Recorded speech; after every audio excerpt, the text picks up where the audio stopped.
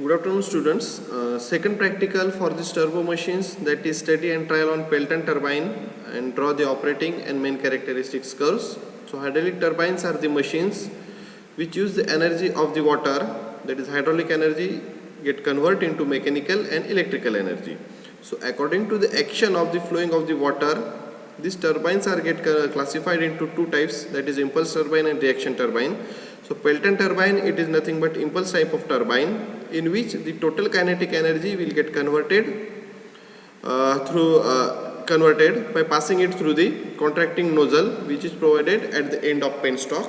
The water stored at some high level from the turbine, and water comes from the high level reservoir source from the penstock, and at the end of penstock one nozzle assembly is fixed, and from nozzle assembly the water gets strikes on the buckets of the impulse turbine. So buckets are mounted on the throughout the circumference of the rotor, and the water coming out from the nozzle which will get strikes on the central portion of the buckets are get converted into two half buckets.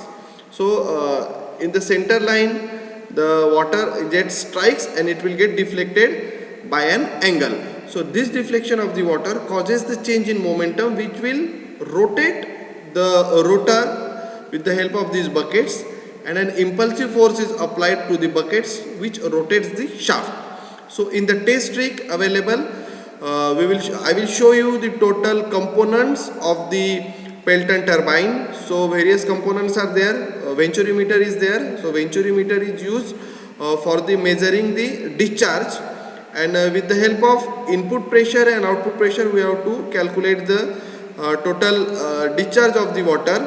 So in case of this test trick for the Pelton turbine, we have to consider two types. First is we have to take the reading at the constant head, and we have to take the reading for the constant speed. So while maintaining the constant head, the input head from which the water is coming, so water we have to take one, there is one motor or pump which will suck the water from the reservoir, and the water will get strikes on the buckets of the turbine.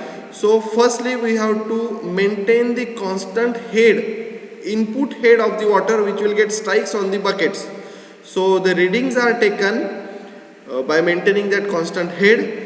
The speed we will check with the help of tachometers, and if we apply the load on the shaft, inversely directly the speed of the shaft will go on decrease. Again we will increase the load, speed will get decrease, increase the load, speed will get decrease, and we have to take the reading. Accordingly we have to consider the input and output pressure at the venturimeter, actual pressure head of the water which will get strikes on the buckets of the turbine. That all we have to get note. This is for constant head. And on the other hand, for the constant speed, we have to maintain the constant speed once we fix the input head, which will means head of the water or flow of the water which will get strikes on the buckets. Firstly we have to maintain the constant speed. We have to increase the head if we increase the load on the shaft. If we increase the load, speed will go on decreasing. Again we have to maintain the constant speed. So speed can be increased by increasing the flow of the water which will get strikes on the buckets of the turbine. So here if we increase the load, we have to increase the head, increase the load, increase the head, but by the same way we have to maintain the constant speed, and for maintaining that constant speed only we have to increase the head. So as per as the write-up is available with you, the total system or part of this test trick, that is sump, Pelton wheel, runner and buckets, then casing is used for avoiding the splashing of the water which will get strikes on the bucket, it will get flash. So for that purpose we have to apply the casing over the assembly, then braking jet and deflector, then brake drum, venturimeter. Two dial indicators are there for the venturimeter, input pressure and output pressure. Then pump is there for just taking the water and which will get strike on the buckets with the full force. So we have to calculate the hydraulic efficiency, mechanical efficiency, volumetric efficiency and overall efficiency. So means the procedure, again I will tell you the two types of readings we have to take. First one is for constant head, another is for constant speed, and actual system we will show in the next video on the available test rig only. So the specification and observations that is already available with you in your write up.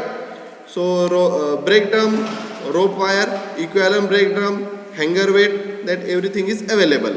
Observation table, you have to take the reading for inlet pressure, then volumetric pressure for the in case of venturi meter, input pressure and output pressure.